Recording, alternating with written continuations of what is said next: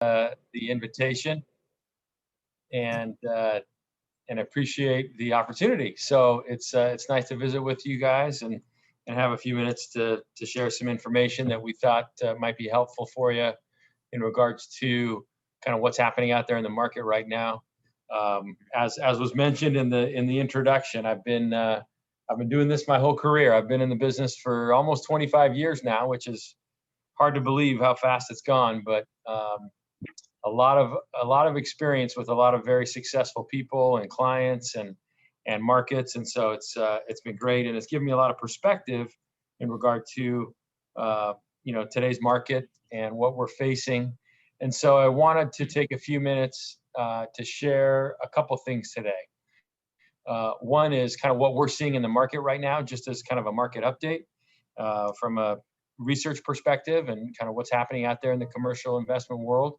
And then second, spend some time on the proposed tax changes that are on the table right now and how that might affect our business.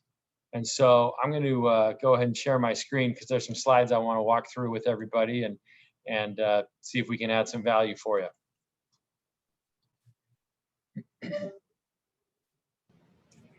I was asymptomatic. Thank you. And I'm going to just mute a few people over here. There we go. Sure. Yeah, we can see your screen right now. Okay. All right. So first of all, some of the provisions that are on the table right now in our business are pretty interesting and may have a dramatic effect on the commercial real estate investment market. One of those is increasing the income tax rate all the way to 39.6%. Another is increasing capital gains taxes. A big one is the potential changes that we could experience in 1031 exchanges, limiting that cap to $500,000 for gains that are allowed in 1031 exchanges, and eliminating stepped up basis and carried interest being changed and taxed as ordinary income. So before we jump into those, I did want to just sort of highlight kind of all the organizations out there in our industry and more that are advocating for and educating lawmakers in regards to how these potential changes might affect our industry. We partner with a lot of these groups to lobby and to make sure that politicians and those lawmakers that are involved know how these things may affect the economy as a whole. So before we jump into that, though, I wanted to just touch base on some of the things we're seeing into today's market. And I think you might find some of this helpful in your interaction with clients and kind of what's happening as we pull out of this pandemic environment that we've been in for so long.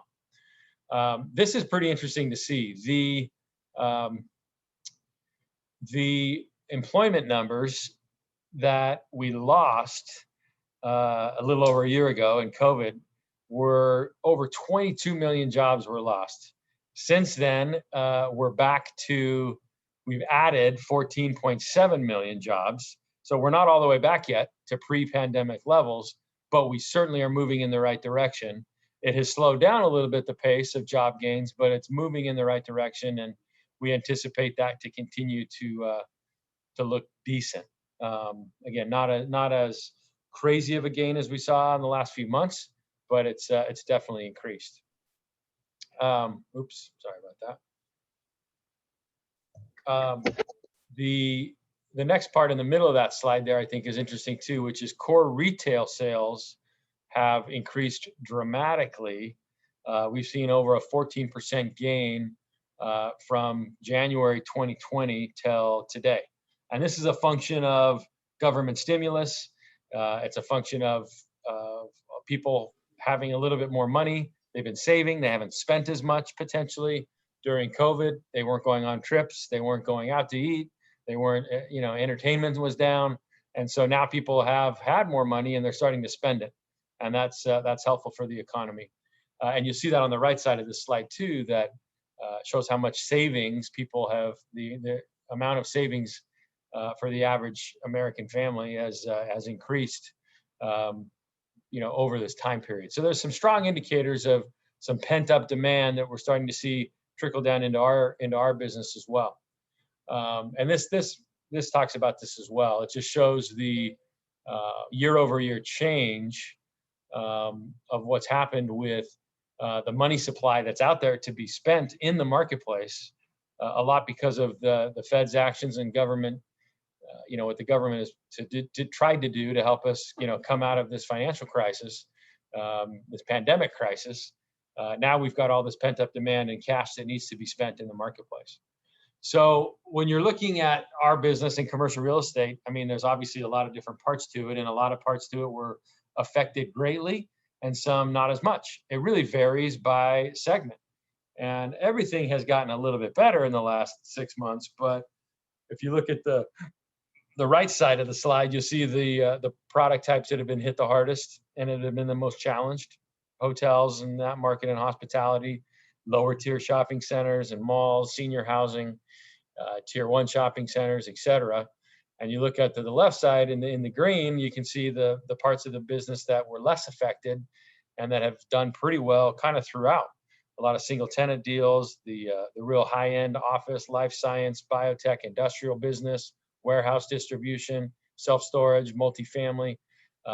Everyone's been affected, but certainly you can see which properties have been affected more versus those that have been affected less. The good news is even those hardest hit, lower tier shopping centers, hospitality, we're seeing improvements. We're seeing signs of improvements. The hospitality business, for example, which we do a lot of that business around the country, the leisure travel market is roaring back right now in the summer months.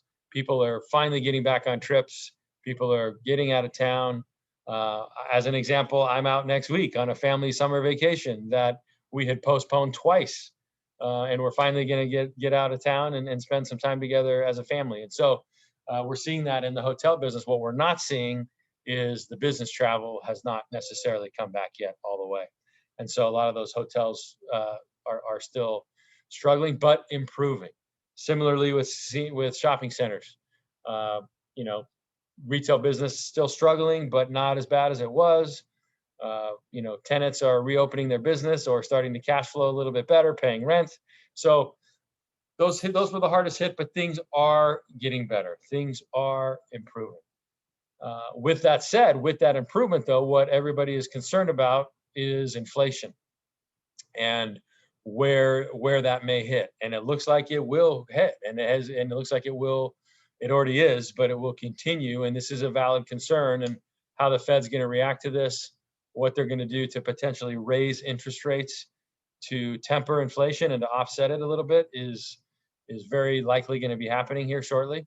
And so we will likely start to see in the second half of this year, though we have a lot of these things moving in our direction in a positive manner, there is the pent up demand, the buyer pool expanding, a lot of improving fundamentals. We do have some speed bumps along the way with probably some increased interest rates that we're going to see to help offset inflation. This is a great slide that we've used forever. If you look all the way back to 1990, and you look at the difference between average cap rate, this is across the United States, this is across all product types. So if you just look at average cap rate and all the product types and every deal that sells, and you compare it to the 10-year Treasury, you can see different points in the years, over the years, where there's been a large spread, which means, good leverage and good cash flow between the average cap rate and the 10-year Treasury. And we're starting to see that shrink a little bit again.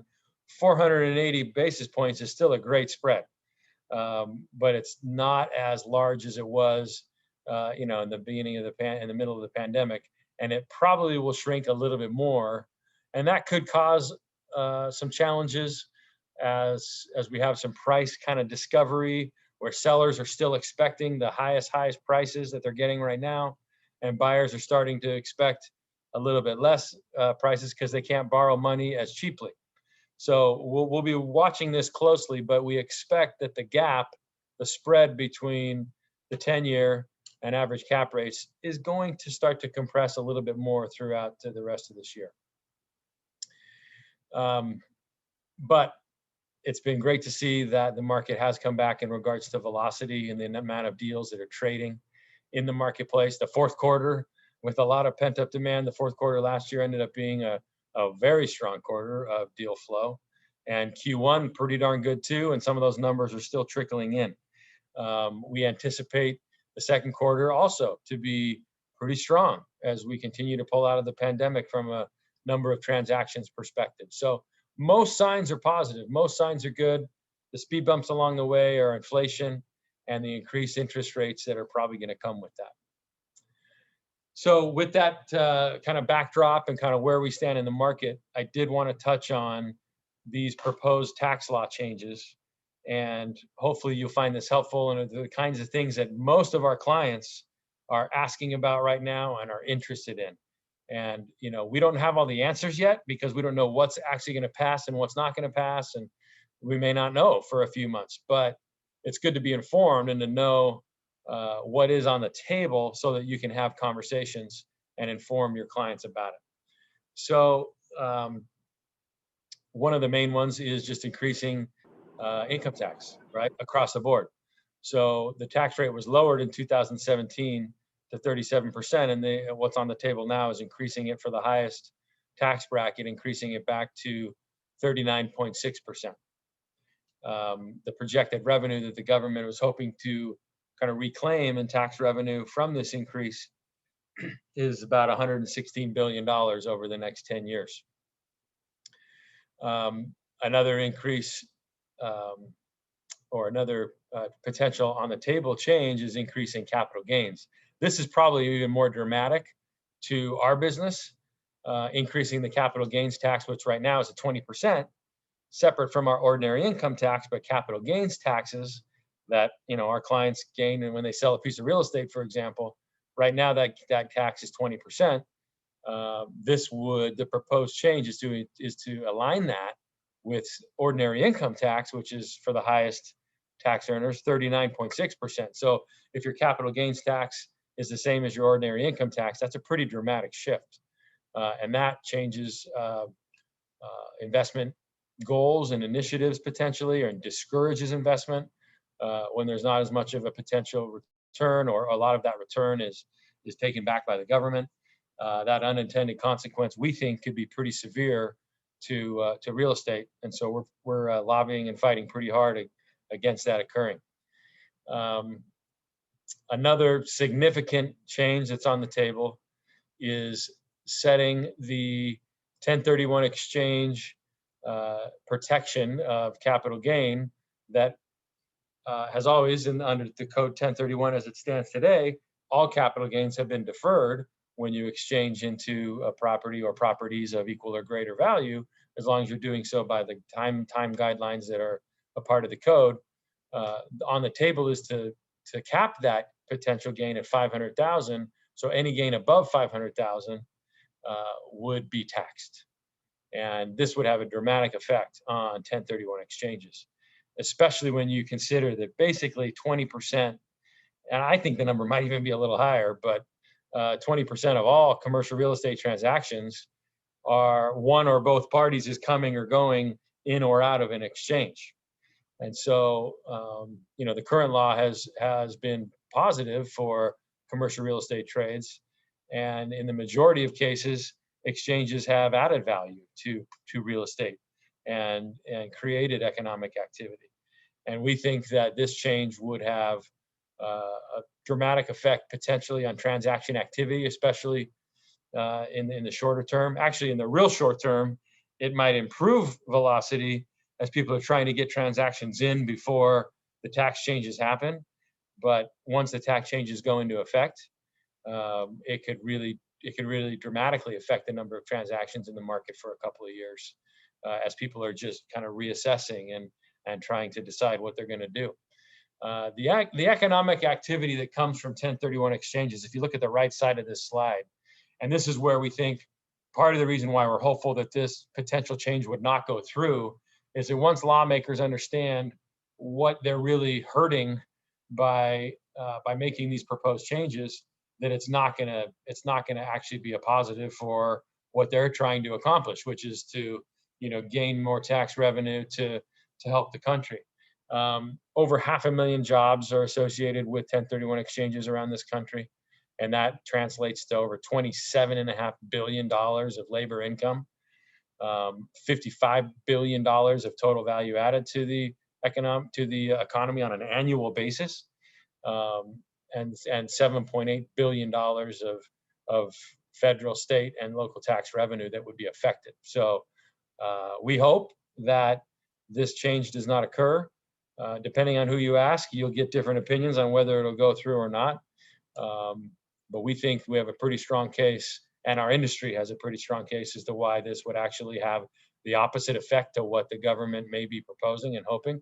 And we've seen this before, by the way. We've seen this before in the Obama administration.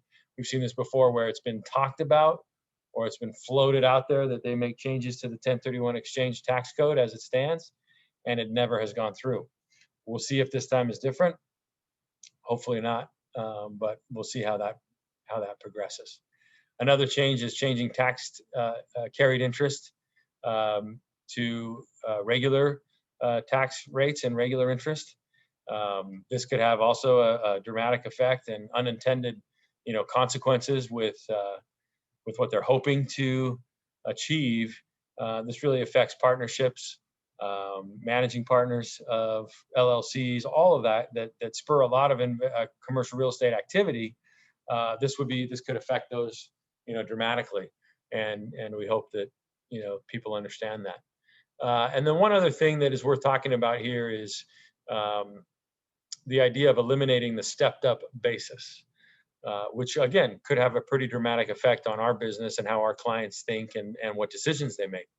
So, for example, right now, as we know, if my parents bought a property for $2 million and they pass away and give me that property, I inherit that property, and now that property is worth today, let's say $5 million. I, as the new owner of that property, would receive that stepped up basis to $5 million. That would be my new basis, tax basis. So when I eventually sell that property someday, or whatever I do with that property, any capital gain that I, as the person who inherited that property, would have to figure out would be started at that $5 million, right? The value of the property when I inherited it, not at the $2 million when my parents, let's say, bought the property. And so if that is taken away, if that stepped up basis is taken away, that could have a dramatic effect on how people make their decisions in regards to what they're going to do with property when they inherit it, or what might happen with the value of after I have to pay a estate tax and quote unquote death taxes, what happens to the value of what I'm inheriting. And so that can have a pretty dramatic effect on how I make my decisions, or what happens with do I even want to inherit the property, or what the family or others might do with those decisions. So it could have a dramatic effect, and there's it'll be interesting to see if this, especially in California, by the way, where property values tend to increase at a higher rate than they do in other places. So it'll be interesting to see how this could affect what we're doing. So really from a client's perspective, for talking points, for your clients, I think it's these bullet points are important to know. With these potential changes that are on the table, again, nobody knows yet how it's going to officially play out, but we provide all this information to our clients and to others because we want them to know what's on the table, and they should then, because of that, take an urgent look at their current strategy. Should they still hold? Should they sell? Should they just refinance? We don't know yet, but they need to start taking a look at their current strategy that they have in place for their assets. Maybe you need to update your long-term portfolio plan. Maybe you need to look at other markets that you want to, invest in. Maybe you're looking, as we're seeing with a lot of clients that are selling California properties, they're reinvesting in other states where they feel the tax position might be more favorable. Depending on the degree of these potential tax law changes, perhaps this changes your investment motivation as a client, or you just want to take a step back and kind of recalibrate. If your business plan does support the potential sale of a property, and you already were thinking that way a little bit as a client, or you're going to acquire some more property, or you're going to redeploy some of your capital, we believe that the current environment we're in right now supports that urgency. And if you're kind of on the fence about that, it probably makes a lot of sense right now to move ahead and to move forward, because these changes that are forthcoming or potentially forthcoming, don't seem to show, they don't portend for a ton of positives in the shorter term for people selling. So if you're thinking about it now, it's probably good to get it done this year. And that's part of why we think the second half of this year will be very active in the market before these changes potentially, come into play. Plus, again, there's a lot of this pent-up demand and a lot of money on the sidelines. This U.S. investment real estate market is still very compelling amongst the global marketplace because of our demographics, because of the supply-demand picture, because the economy is now in an expansion cycle. So there's a lot of, again, positives. And if you're thinking about doing something, you can make a very strong argument that now is a really good time to do it. The long-term perspective is still much more about everybody's individual personal situation, and what they want to do and what they are thinking about is still up to them. We're here to be, all of us, right, are here to be advisors and to offer up opinions and ideas and strategies. Increasing and improving portfolios is still in play for longer term strategies, but on the shorter term strategy side, we believe that now is a really good time to be doing things if you're thinking about it. We don't know what the timeline is for these policies and these potential tax changes. Nobody does yet. Things don't seem to be getting done in Washington that the current administration was hoping they would be getting done. At least they're not getting done as quickly. So, maybe this time will kill deals and things will stay slow for a while. We will see. But we are glad to see that the real estate industry is aggressively mobilizing. And we're all a part of that. And so our invitation to you and to all of our clients would be to engage with your local politicians, your local congressmen, to make sure your voice is heard. I would invite you to go to, for example, at the bottom of this slide, you see 1031taxreform.com. Go to that website and read about it, and it will give you some steps of what you can do to take action and how to reach your lawmakers. These are great things to tell your clients. They'll appreciate that you're showing them where to find this stuff and that you're a resource for them. And we would hope that you would take advantage of that.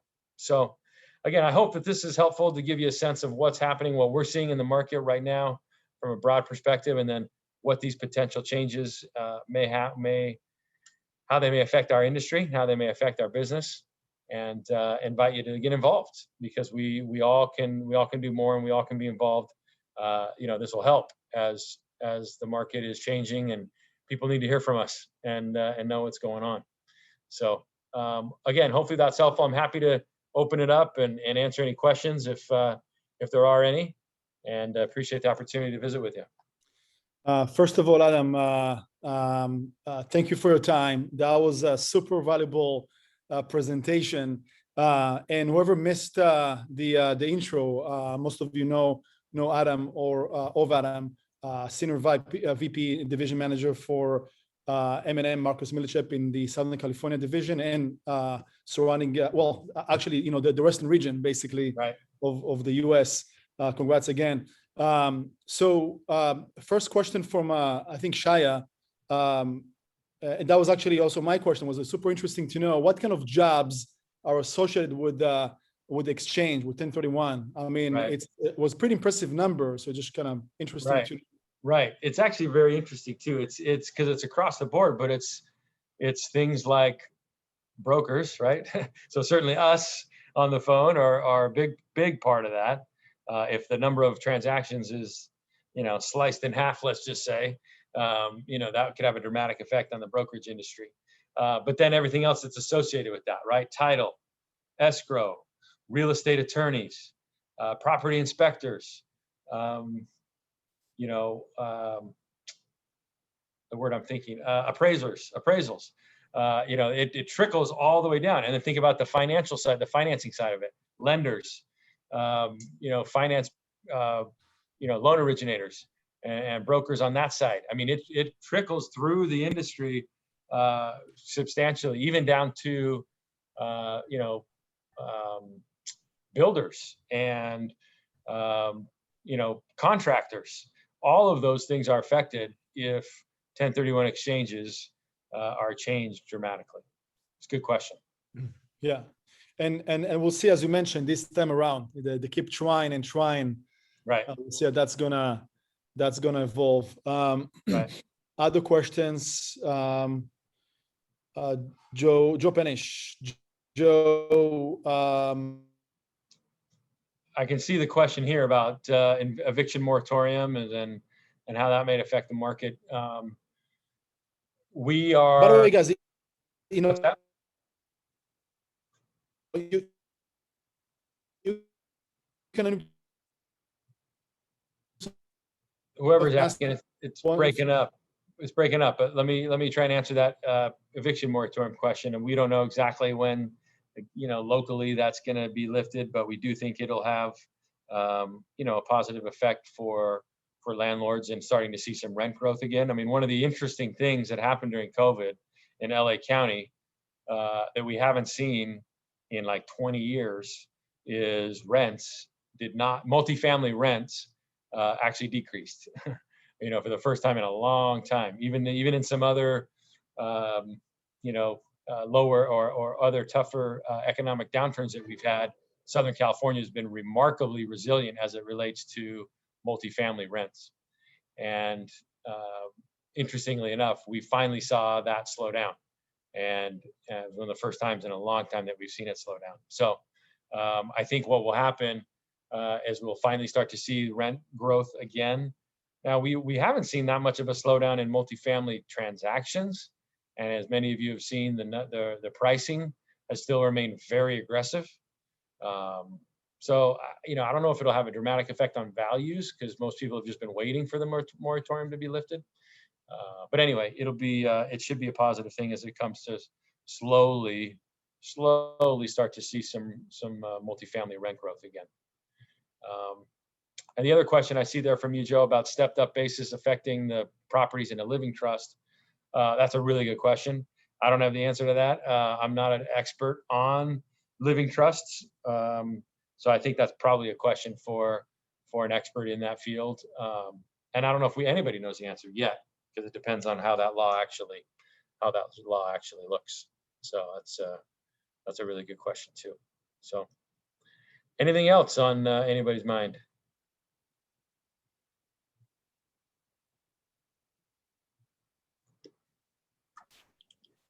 Hey, Adam, I got a question about the office buildings. What is your outlook on those?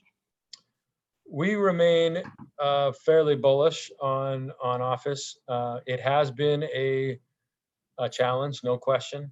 Downtown LA, for example, office vacancy is higher than it's been in many years. But we're now in the last 60 days, you're starting to see the pendulum slowly start to come back a little bit. Some companies it's interesting, right? There's some companies that obviously have taken much less space or moving forward think they're going to need less space. But then you've got other industries and other companies that are actively growing and are thinking that they're going to want more space so that they can have people more socially distant in the way that they're operating their day-to-day business. So I think it depends on the individual marketplace. I think that it'll be a good year or two before we see a full recovery on office vacancies. But one thing that I heard, a while back in the middle of the pandemic that I thought was true, and we're starting to see it, now, is if we all think back to 9/11, for example, and how everybody felt after that for about a year, where there was people and companies that said, look, I'm never getting an office in a high-rise building, or I'm never going to get on an airplane again. Mm-hmm. And they did. Right. And a lot of high-rise buildings are doing great, or did until this latest pandemic. And airline industry was doing great until this latest pandemic. So overall, we think things will continue to move back to normal, and that's gonna have a very positive effect.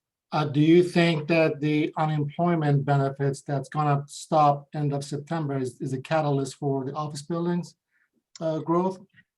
Yeah, we think that may have a short-term negative effect on apartment collections, for example, but apartment rent collections. But on the other side of that, we think that it'll have a very good effect on job creation and spurring that further as people need to not rely on the government anymore and get out there and get employed again. And we think that will help retail. We think that will help office. And then a little bit longer term will still help multifamily. So it's a good question. Thank you. And I'm back. I'm sorry. I had, I guess, a Zoom crash on my end. No problem. We kept it rolling. Perfect. Love it. Yeah. What else, guys? What other questions do you have for Adam, as long as we have him on the call?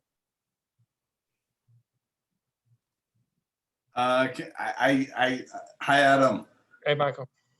Sorry, I had a call with a client that came in, and it was right at the part where you went over the taxes on the 1031 exchange. And I'm like, fuck, why did you pick that time to call? And I really wanted to pick your brain on that 1031, scenario, because Sure. It's going to hold back deal flow. People are either really, really active right now, or they're sitting back and kind of waiting to see what happens. So Right. Yeah, that's what we talked about. And we talked about the effect that it could have on the economy, and that negative effect we think will offset the potential tax gains that the government's hoping to get from this. So we're still hopeful that that's not going to go through, but nobody has the crystal ball or the answer yet.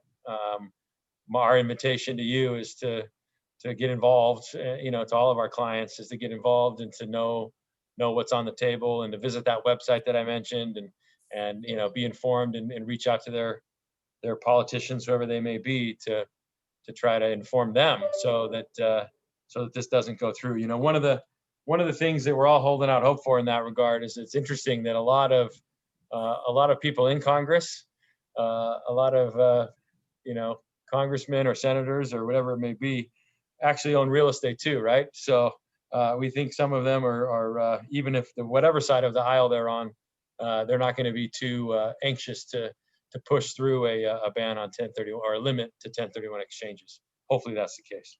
do you forecast deal flow increasing prior to that kind of policy change right there, or do you We do. If there is going to be a policy change or further threats of it, we think deal flow will increase in the short term, maybe dramatically, and then have a readjustment period and a decrease, post change, if that does come through. And you know what? If it does, by the way, it's not the end of the industry. It's not the end of the world. We've had times over the years before where there's been dramatic tax changes, many before all of our time that are maybe on the phone right now. And it takes the industry some time to recalibrate and to kind of reset. But the investment real estate business is such a good one, and it's so valuable to the economy in general. And there's so many smart people and so much money to be made there, that we don't think it would be the end of the world. It might just be bumpy for a little while. I agree with you there. Hopefully we're not falling off the cliff during that adjustment period, and it's not too long. It's just 60 days. We'll take that. Probably longer than that, but we'll figure out a way to get through it, right? Yeah, as we always do as an industry. Right. Any guidance on this eviction moratorium thing? Yeah, we are hopeful that it's going to be going away soon. We touched on that a little earlier. I think that the benefits will be actually just to starting to see some rents come back up a little bit in multifamily, where we've been flat or negative growth for the first time in Southern California in a long, long time. So we think that'll start to finally see some rent growth again on the multifamily side when that goes away. Yeah, I was really surprised, because NMHC, I think it was like 4 days ago, they said it was like a 77% collections for the month, and it dipped, and it kind of threw me for a surprise right there. Yeah, actually, in some of the earlier months in COVID, it was even better. I mean, the collection numbers were actually quite good for a while, and a lot of that was just because of government stimulus. And at some point, that's going to have to go away, and the market's going to have to reset itself. And it may be a challenging month or two in collections, and then you'll start to see some rent growth again. Do you think that this was a thought of mine, I think it was like 2 days ago when that article came out. Do you think because of rent collections and stimulus changing right now, do you think that there's going to be a lot more movement from tenant relocations between buildings? Do you think that's going to increase monthly rents or decrease to be competitive? I think you might see a very short-term decrease, and then you'll start to see that back on track, slow but steady increase. Interesting. Okay. Good question. Yeah. Jason. Adam, I had a question, Adam, in regards to retail sector and Yes. the stores and shopping malls, and probably they got hit double whammy, online Yep. sales and then COVID-19. Yep. What is your opinion and what's your guidance and what do you think will happen next 12, 24 months to? It's, the retail game is changing. It's not going away, but it's changing, right? And so I think people that own retail properties in bad locations, or maybe they call it, the B- to D locations, those properties, many of them are going to need to be repurposed. You're going to need to have, mixed use opportunities. You're going to need to have different kinds of tenants. The shopping mall that we all kind of grew up with is changing for sure. And even that was even pre-COVID, of course, and COVID just accelerated it. You may have all seen headlines yesterday. One of the largest mall operators in the United States declared bankruptcy as they're trying to reorganize their whole, obligations financially and reinvent their company. So, but on the other hand, what we are seeing, single tenant net lease real estate, restaurants, essential retail, that business is still doing fine. And well-located retail, experiential retail, retail that is heavy on entertainment, retail that's heavy on restaurant, retail that's in good locations where people want to gather and be. Some of those properties are still doing just fine, and are going to pull out of this maybe faster than some people think. So it's really dependent on that strong location and the tenant mix. But if you get into some of that B- and below, locations for retail, it's still going to be a struggle. It's still going to be a struggle for a while. Hey, Adam, I have a question. Jason Default, nice to meet you. I think you guys have some good analytics on trends for self-storage. And I follow that pretty closely in growth and so forth. What are you guys seeing right now in the growth trend for self-storage? Because, those tend to be a precursor to a lot of stuff. Yeah, they do. Our feeling on the self-storage market is still pretty bullish. I mean, we're finding that, that market has obviously changed quite a bit in the last decade, where cap rate compression is those assets have become so popular, but they remain a strong asset class, and they were not hit as hard through COVID as a lot of the other product types. Where some people thought that, as people who didn't have the same levels of income, they were going to have to get rid of their storage units and things. But in some ways, it kind of went differently, and they didn't want to. They're sitting in their house. They didn't want all their crap around them all the time, and they wanted a storage unit. So, occupancy rates have stayed strong, and rental rates in that market have stayed strong, and investor demand in that market has stayed extremely strong. So we still remain pretty bullish on that, and don't see it. I don't know if cap rates are going to get more aggressive than they already are, because they're pretty darn aggressive, more than they've ever been in self-storage. But we see that as still a market that's done very well and will continue to do so. Thank you. Great question. Well, look, I'm pleased to be with everybody. It's been great to spend the time. Thanks for the opportunity. I hope it's helpful, and Thank you. Wish everybody the best moving forward. Yeah, thanks for your time. Thanks for being here, and thanks for sharing. Of course. Thanks, everybody. Have a good one. We'll see you later.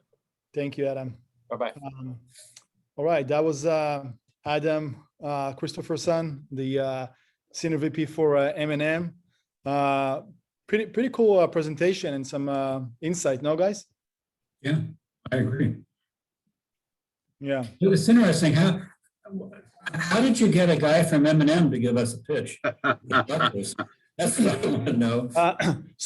Funny that you asked. So first of all, I see their CEO almost every day when I'm in the Calabasas yeah. office.